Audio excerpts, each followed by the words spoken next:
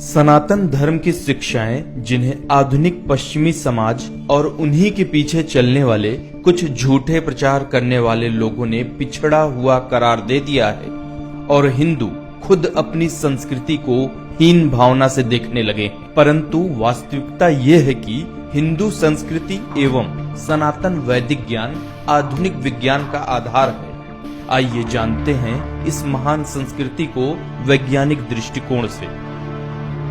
हिंदू मान्यता के अनुसार इस पृथ्वी का निर्माण ब्रह्मा ने किया है और ब्रह्मा के सोने और जागने के क्रम से इस पृथ्वी का निर्माण हुआ। ब्रह्मा के एक बार जागने से सोने तक के समय को कल्प कहा जाता है और इस कल्प का समय 432 करोड़ साल माना जाता है। आधुनिक भूवैज्ञानिकों के अनुसार इस पृथ्वी की आयु भी लगभग इतनी ही है। भारतीय वैदिक ऋचाओं में इन ब्रह्म कल्पों की विस्तृत गणना की गई है।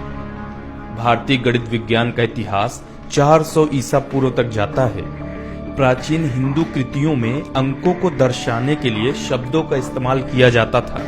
जैसे 2 को भुज कहा जाता था क्योंकि मनुष्य की 2 भुजाएं थीं, पर शब्दों से गणनाएं करना संभव नहीं था, तो 10 ईसा पूर्व में शब्दों को चिन्हों से बदल दिया गया।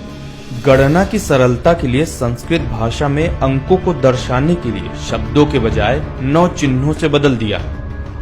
आधुनिक काल की अंक प्रणाली इन्हीं 9 अंक चिन्हों पर आधारित है। विश्व में सभ्यता क्रांति के बाद व्यापार करने के लिए गणनाओं की आवश्यकता थी, इसलिए विश्व ऋणी है आर्यभट्ट का, जिन्होंने गणनाओं को संपूर्ण करने के लिए शून्य का आविष्कार किया। शून्य के बिना न तो कंप्यूटर का आविष्कार संभव था, न ही आधुनिक काल का अंतरिक्ष विज्ञान। गणना करने की प्रणाली बिना शून्य के संभव नहीं थी और ये प्रणाली भारत से अरब व्यापारियों के जरिए पूरे विश्व में फैली। फिबोनाची संख्याएं और उनका क्रम सबसे पहले भारतीय गणित में प्रकट होता है। पिंगला द्वारा संस्कृत परंपरा चांद शास्त्र में इसका उल्लेख किया गया है। बाद में इतालवी गणितज्ञों से बहुत पहले इन संख्याओं के निर्माण के तरीके गणितज्ञ विरहनका, गोपला और हेमचंद्रा द्वारा दिए गए थे।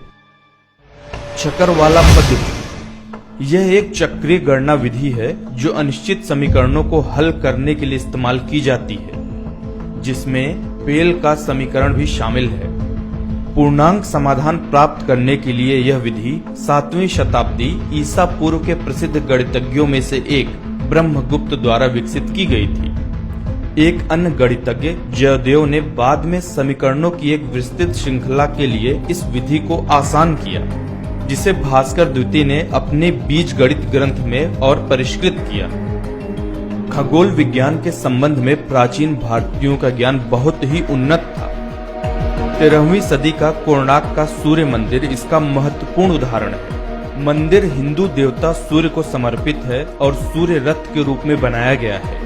रथ के 7 घोड़े 7 दिनों और 12 पहिए साल के 12 महीनों को इंगित करते हैं। आधुनिक कैलेंडर इन्हीं सिद्धांतों पर आधारित है। भारत में धातु विज्ञान का इतिहास 3000 साल पुराना है। इसका प्रमाण भारत के एक समुदाय घड़िया लोहार है। यह समुदाय राजस्थान से लेकर मध्य प्रदेश और हिमालय की तलहटी में निवास करता है। इनके लोहे से औजारों के निर्माण करने की कला में प्राचीन काल से लेकर अब तक कोई ज्यादा फर्क नहीं आया है।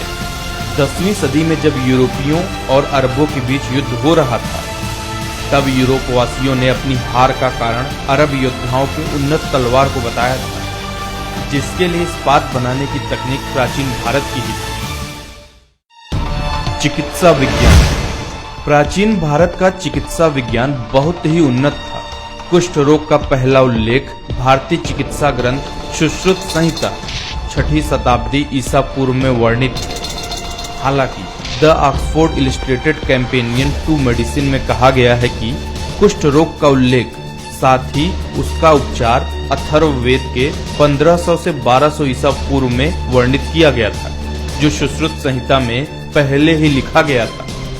सुश्रुत ने मोतियाबिंद के ऑपरेशन और प्लास्टिक सर्जरी की पद्धति को सदियों पहले विकसित कर लिया था। Royal Australia college of surgeons में लगी सुश्रुत की प्रतिमा शल्य चिकित्सा में उनके योगदान का प्रमाण है। सैकड़ों सालों के आक्रमणों और गुलामी ने हमें सिर्फ राजनीतिक रूप से गुलाम ही नहीं बनाया, बल्कि मानसिक रूप से भी हम गुलामी की जंजीरों में जकड़ गए हैं। अंग्रेजों के शासन ने हमें हमारी ही संस्कृति के प्रति हीन भावना से भर दिया है, जबकि हमारे ही ज्ञान का प्रयोग कर वे संसार भर में विजयी होते रहे और नाम कमाते रहे। अब जरूरत है कि हम अपनी सांस्कृतिक धरोहर को जानें और इस पर गर्व करना भी सीखें।